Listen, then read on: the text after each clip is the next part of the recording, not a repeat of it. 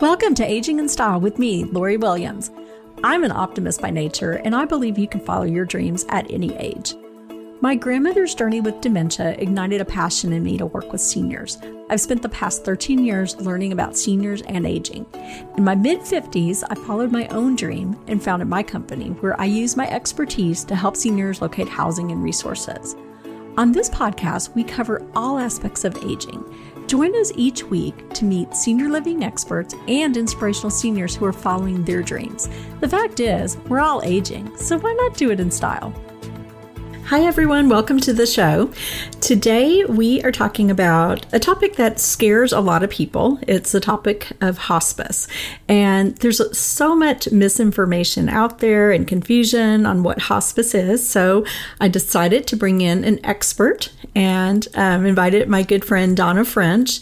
Donna has worked in senior living for 20 years, and she has worked in every aspect of senior living there is. She's worked in home care, independent, assisted, memory care, skilled nursing, and now she's in hospice. So Donna has, she's seen it all. So she can really, I feel, dispel a lot of the myths around hospice. So she is joining us today.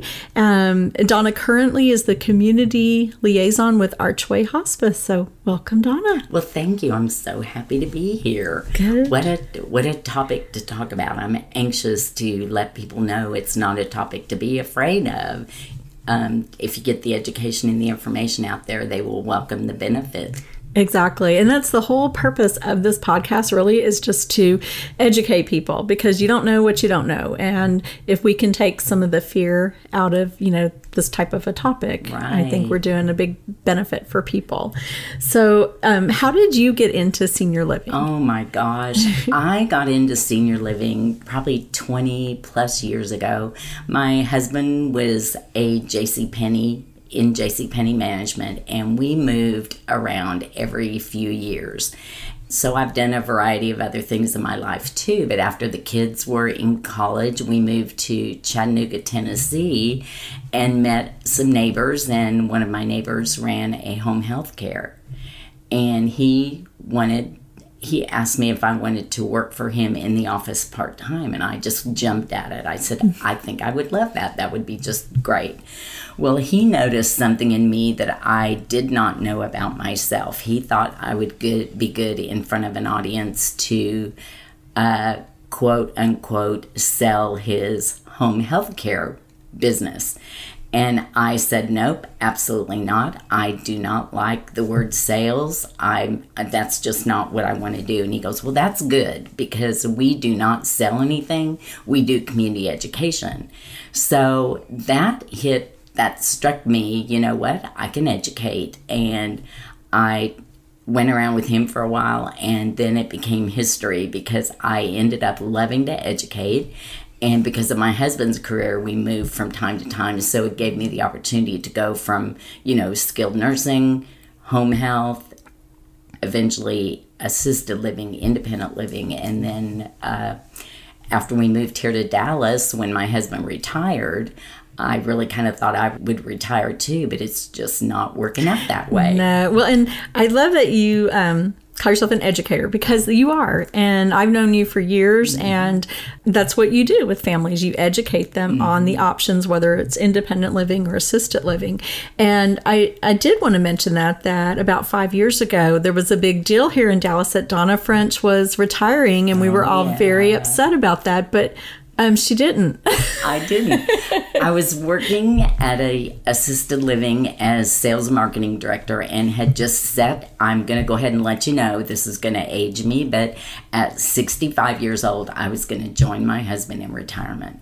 And it's what I wanted to do, and I was excited to do it. And we did. We had 10 months of fun. We traveled. We just did things around the house, until I got a phone call from someone that I knew from the industry who was saying, are you really retired?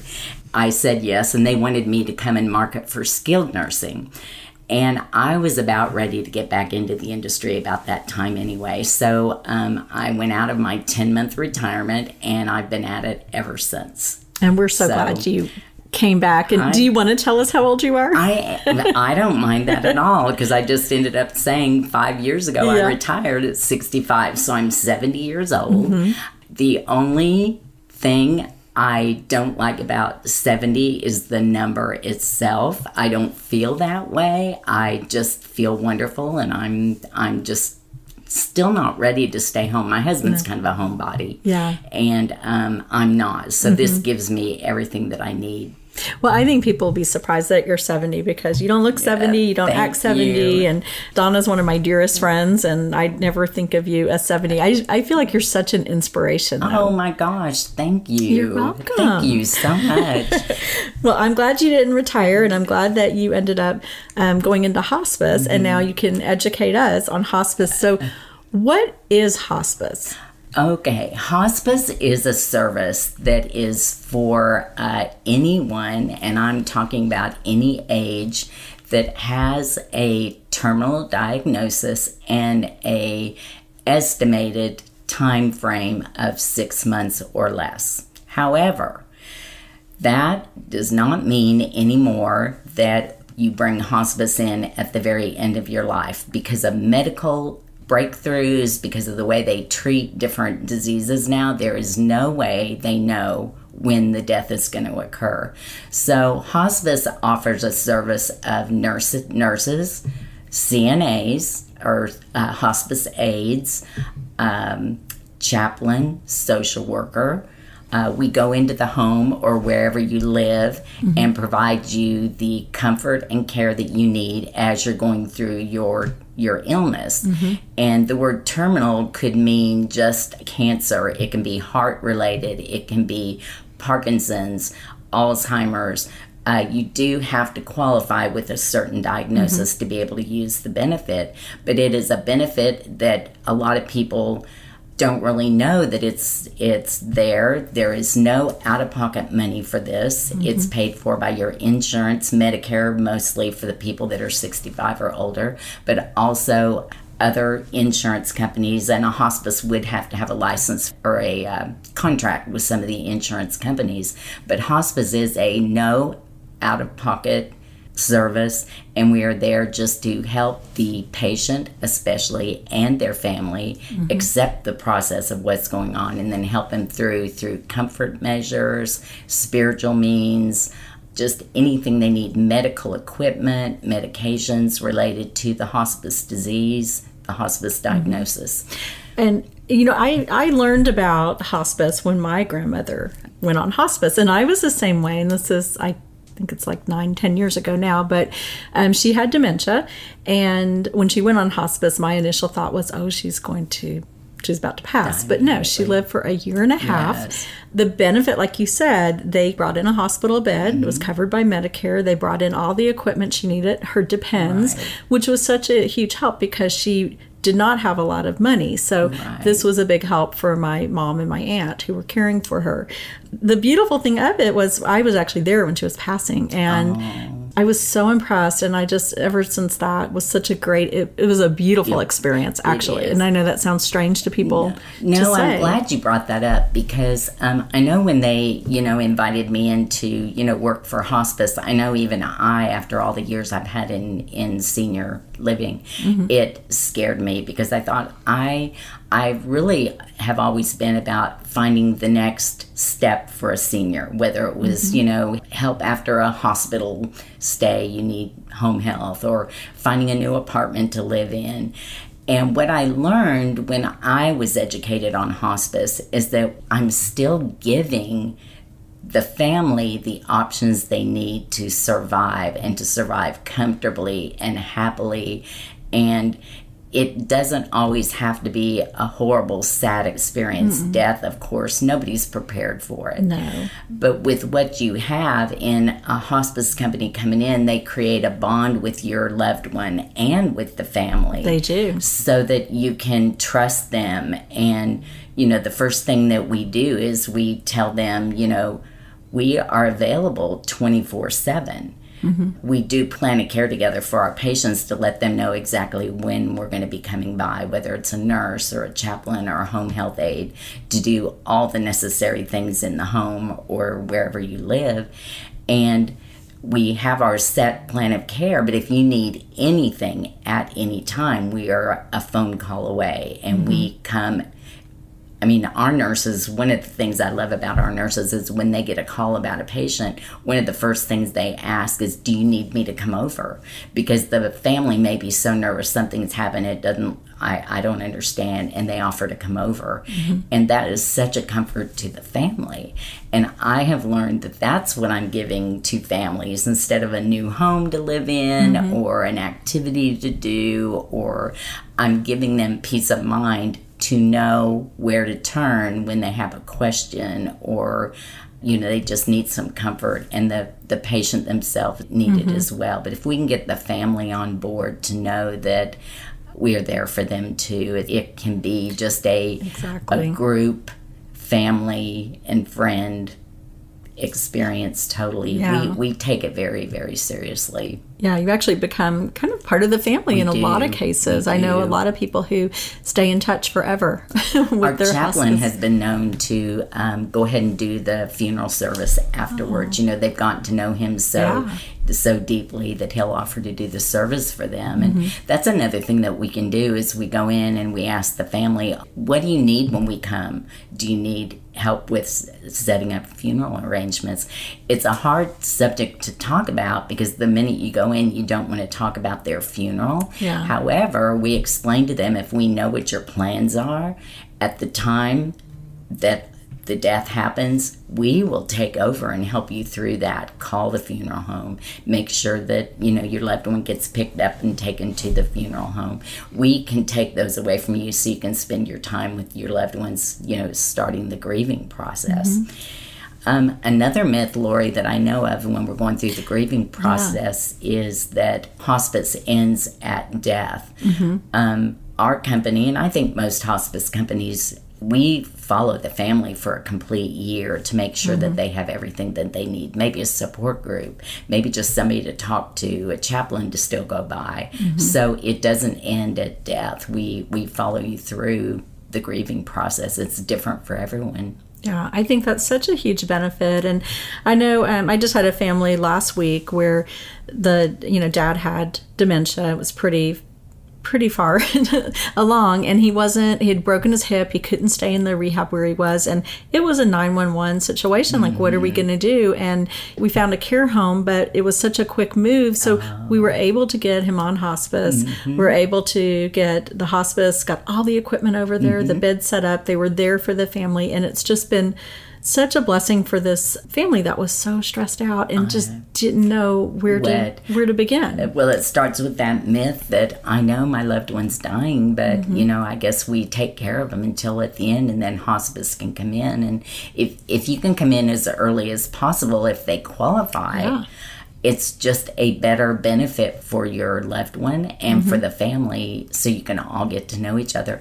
When we first go there, we don't know the patient either. So we depend on the family. Tell us the story. Exactly. Tell us what's going on. Tell us what we need to know to make sure that he or she has everything that they need. So that's what I'm talking about. We want their story so we know what's the best for them. Everybody has their own plan of care. Every single patient is different. Every single family is handled differently.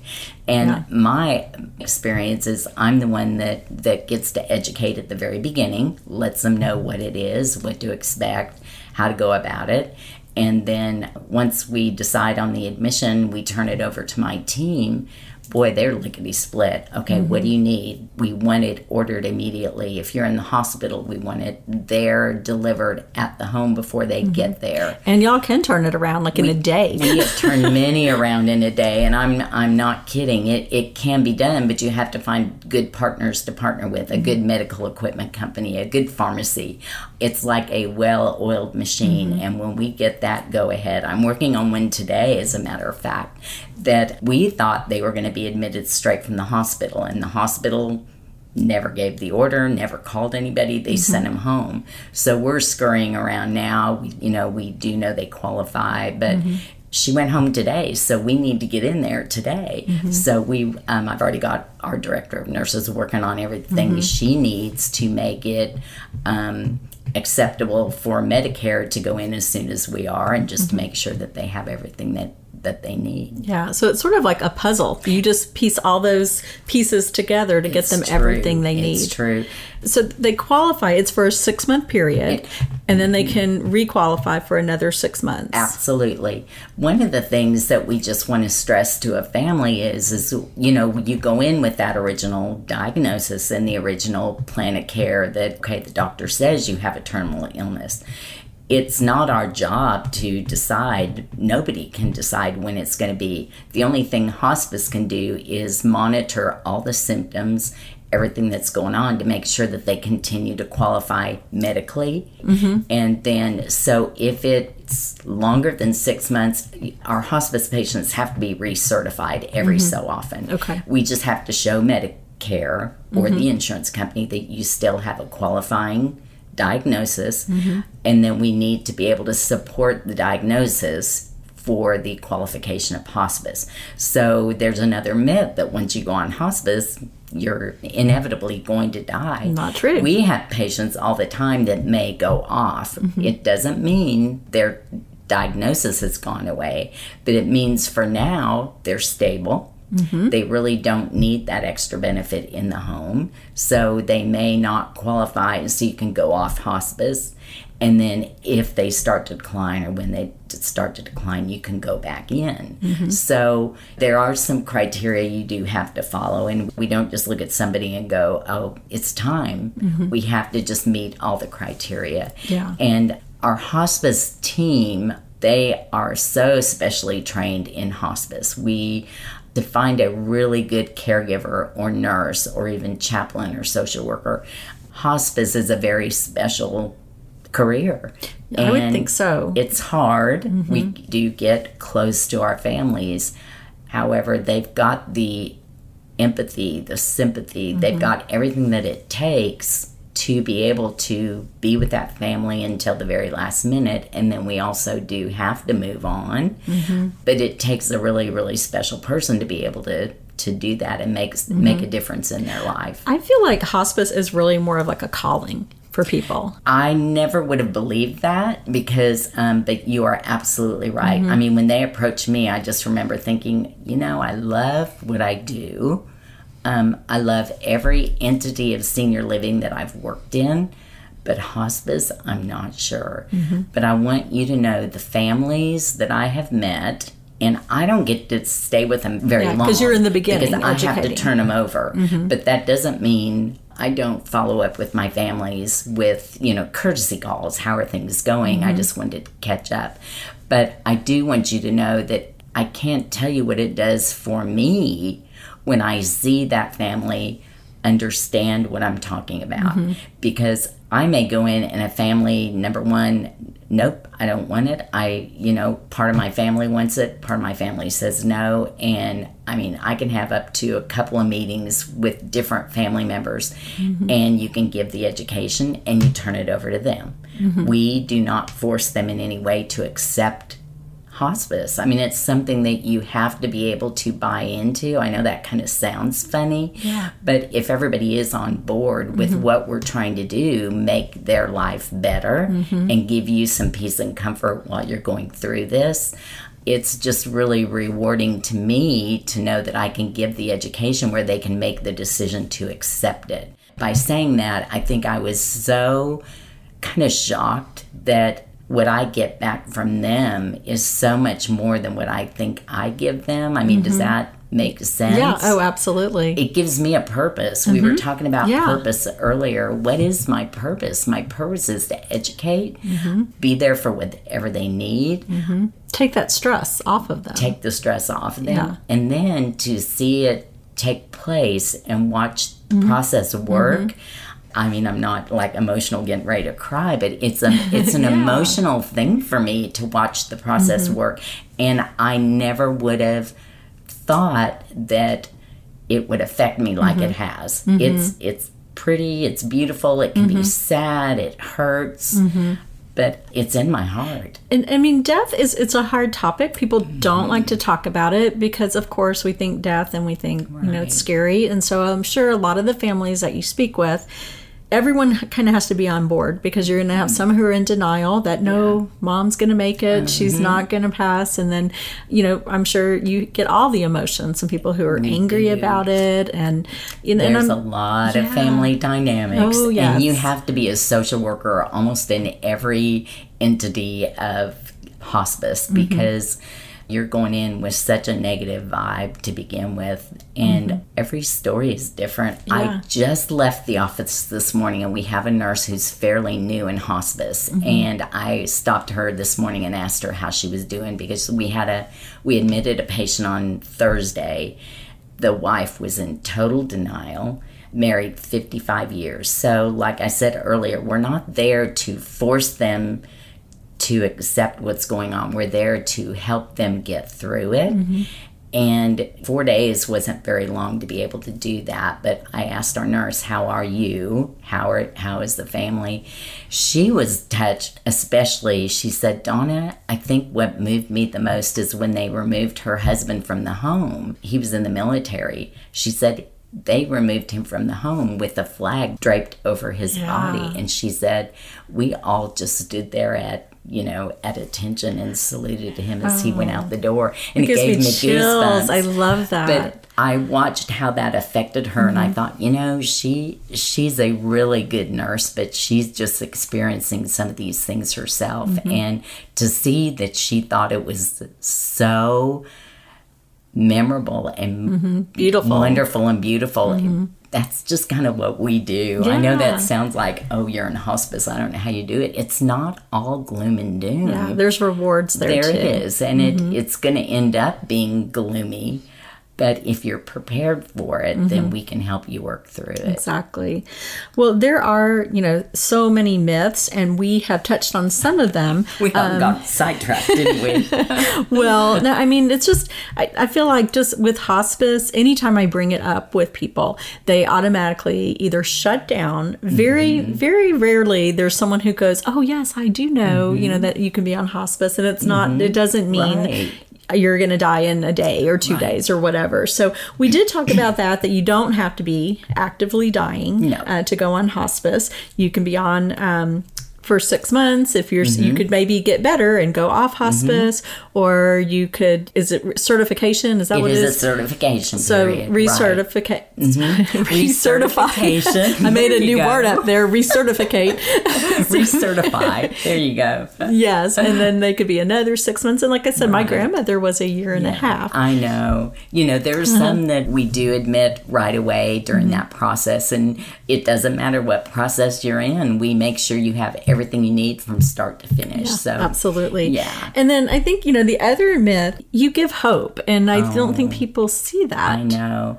In fact, that is a true myth. Is one of the things that, I get asked all the time is, how do you watch all these families lose their loved ones? And I said, the word hope does come to my mind, because we are there to service whatever their need is.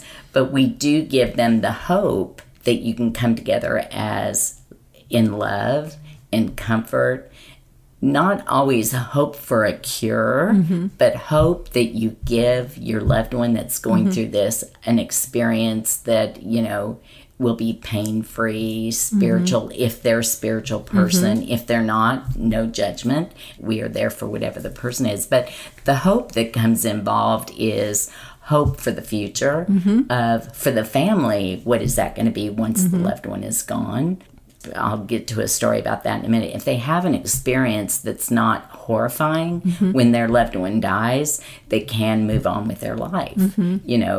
I've lost a few members of my family, actually 2 brothers and a sister, and my sister was not ready to die. She fought it every inch of the way, and that was way before I went into hospice. I had another brother that was ready to go, and then I brought another brother just a year and a half ago that he was also ready to go. And the experience from both of my brothers compared to my sister, who wasn't ready, she fought it all the way. Her death was not, how do you say, not the best. I mean, it was really sad to watch her. She refused hospice because she didn't believe she was dying. She was very young. Yeah. But anyway, I tell my families, that aren't ready to lose their loved one, and if their loved one is ready, it's such a gift for the family that they can all accept it and know that the loved one may be ready to go. Sometimes they're not, and you have to work with whatever that you have. Yeah, and I would think that's where your chaplain probably comes in, talking with them, answering questions, kind of helping them if they're fearful, which a lot of people are fearful. Right. Yeah, so it's not just, I just think it's just a full picture of all the things that you can do. It's not just that they're going on hospice and there's going to be a nurse giving them medication. Right. No, they're helping with their soul too, you know, helping them to. And you know, the chaplain is, I mean, he plays a very important role for the ones that, I mean, he doesn't even have to go into the home to minister. It's ministering his friendship, or it's ministering religion, if that's what you want. But it depends on what your loved one needs. Some people have a lot of people around, and you know, some people it's just themselves or maybe one other person. So you are absolutely right.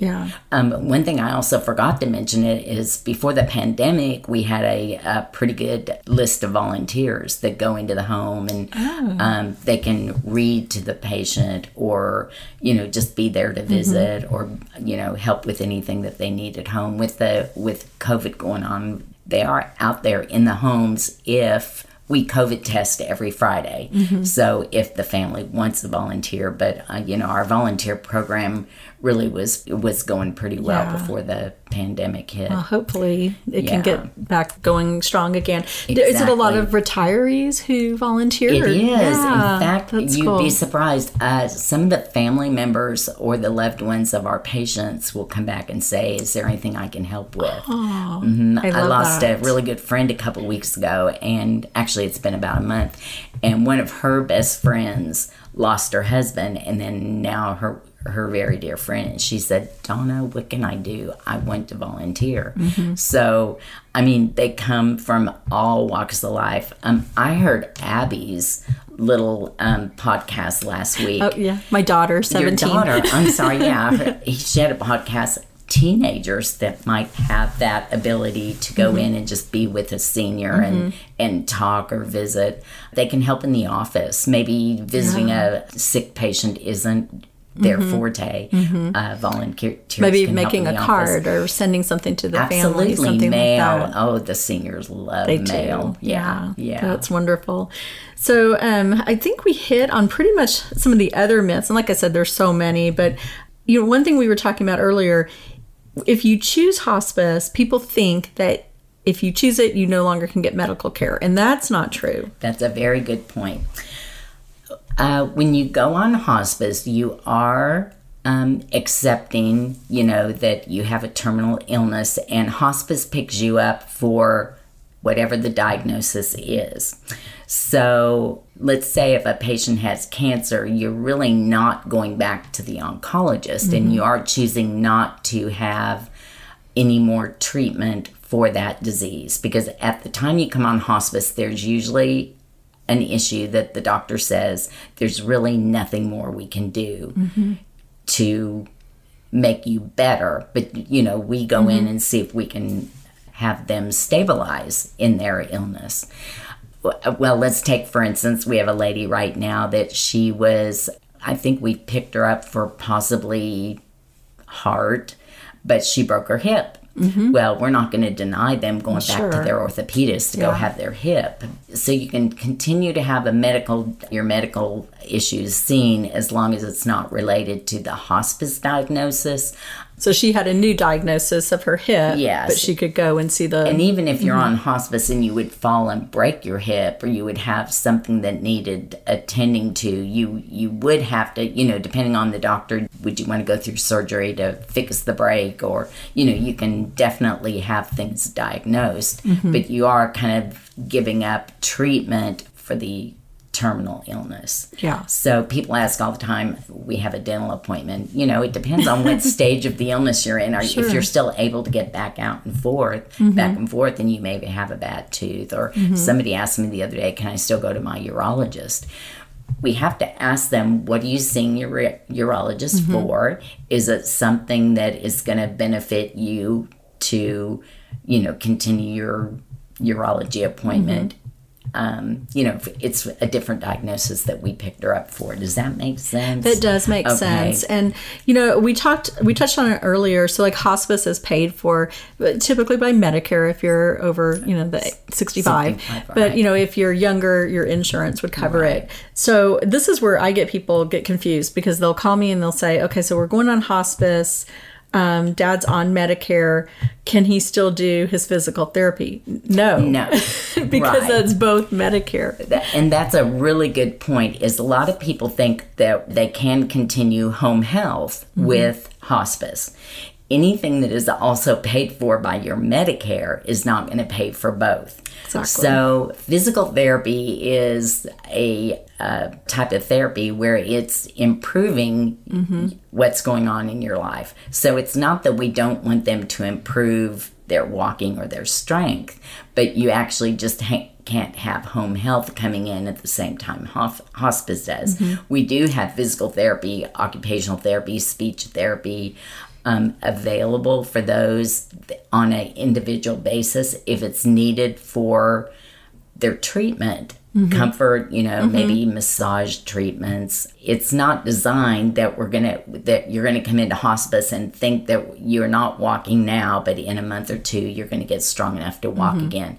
That could happen, but it wouldn't be able to happen with bringing in home health with their type of physical therapy. Yeah. So you're just keeping them comfortable. Exactly. We are yes, we are there for comfort measures, making sure that we manage the terminal illness to the best of our ability to make sure that they stay comfortable and safe. And then we also touched on this earlier, but I want to go back and just make sure it's really clear. Okay. So hospice can be received anywhere. A lot of people think, I have to be at home, and that is not the case. Right. So tell us about that. Hospice can be provided in a skilled nursing setting if you're living there under, whether it's private pay or Medicaid.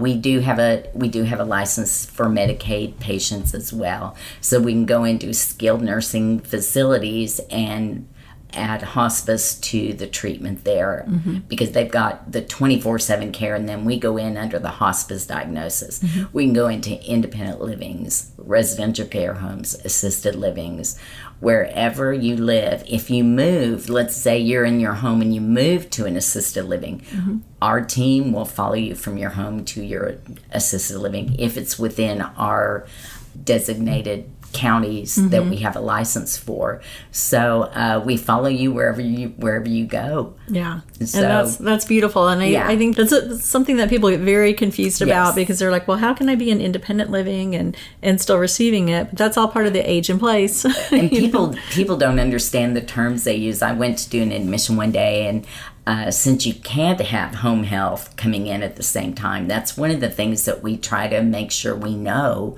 before we go in there. That's kind of my job.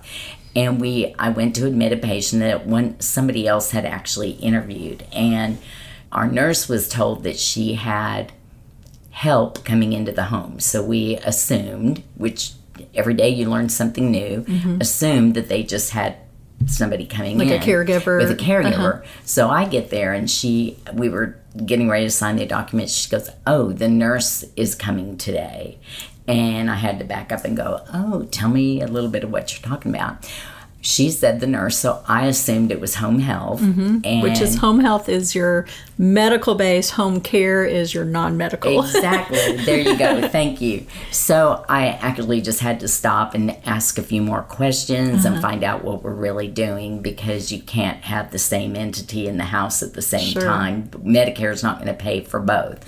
What we found out is she used the word nurse, but it really was a private care company that was coming in on a regular basis. That she was paying for. That she was paying for out Medicare, of her pocket. Yeah. But she said the word nurse. So you just have to be really careful that people are using the correct terms too. And kind of probably drill down with them to say, what exactly does that mean to you? And I know a lot of the senior living terminology can be very confusing. It is. And for me as well. I know. For all of us. Yes.